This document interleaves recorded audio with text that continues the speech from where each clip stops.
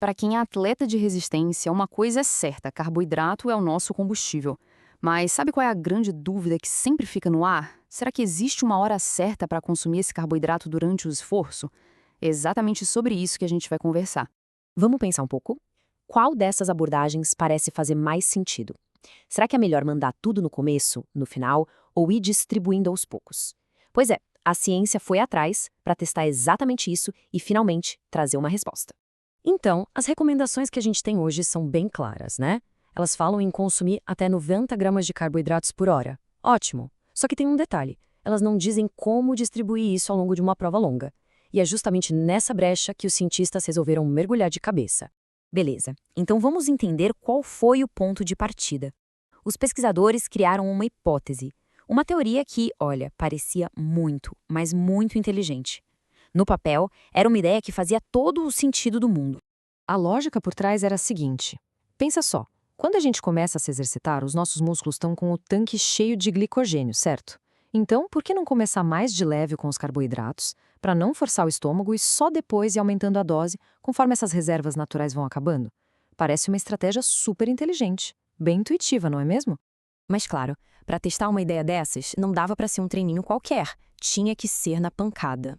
Por isso, foi montado um experimento científico super rigoroso, pensado para levar os atletas ao limite e tirar qualquer dúvida.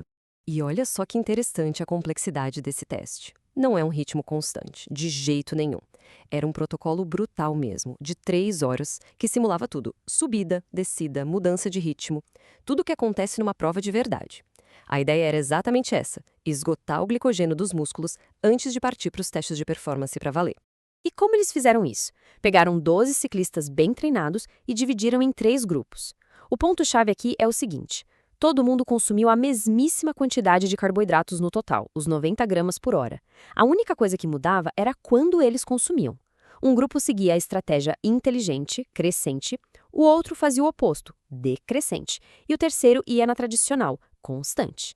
Bom, depois de todo esse trabalho, esse planejamento minucioso, a expectativa estava lá no alto. A teoria, que parecia tão perfeita, estava a um passo de ser confirmada. Ou será que não?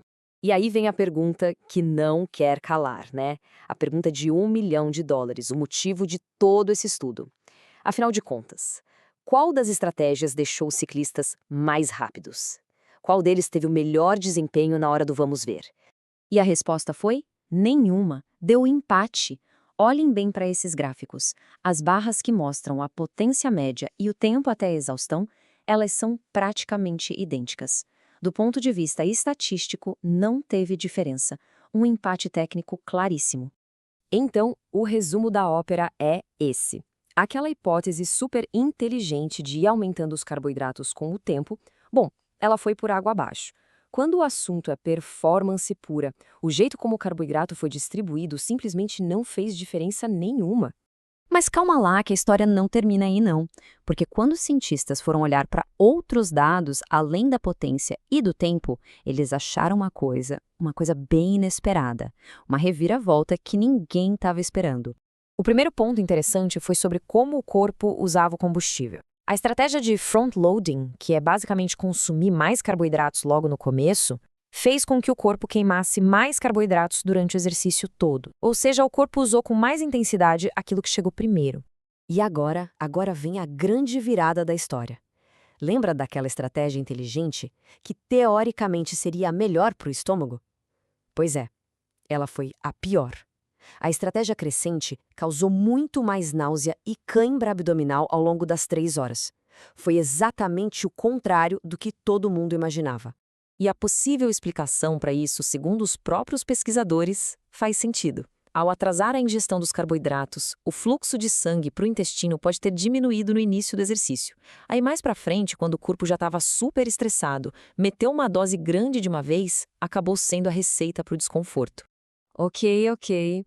Muito interessante tudo isso, mas e na prática? O que a gente tira de lição disso tudo? Vamos traduzir essa ciência toda num manual prático para a gente poder usar no dia a dia. Então, resumindo a parada toda, ser consistente, manter uma ingestão mais ou menos uniforme é uma aposta segura e que funciona. Não tem erro. Mandar mais carbo no início também é uma boa, parece que o corpo lida bem com isso. Agora, deixar para abastecer só no final melhor ter cautela, porque o risco de dar problema no estômago é real. E talvez a melhor notícia de todas seja essa. Se no meio da prova o plano der errado, a ciência mostra que uma ingestão meio bagunçada provavelmente não vai acabar com a performance. Isso dá uma paz de espírito, né? No fim das contas, a ciência trouxe uma resposta bem clara, mas cheia de detalhes importantes. E mostrou que a teoria mais bonita, mais inteligente, nem sempre é a que ganha na vida real. Às vezes, o bom e velho, simples e consistente é o caminho mais eficaz. Fica aí a reflexão para o próximo treino, para a próxima prova. Vale a pena pensar nisso.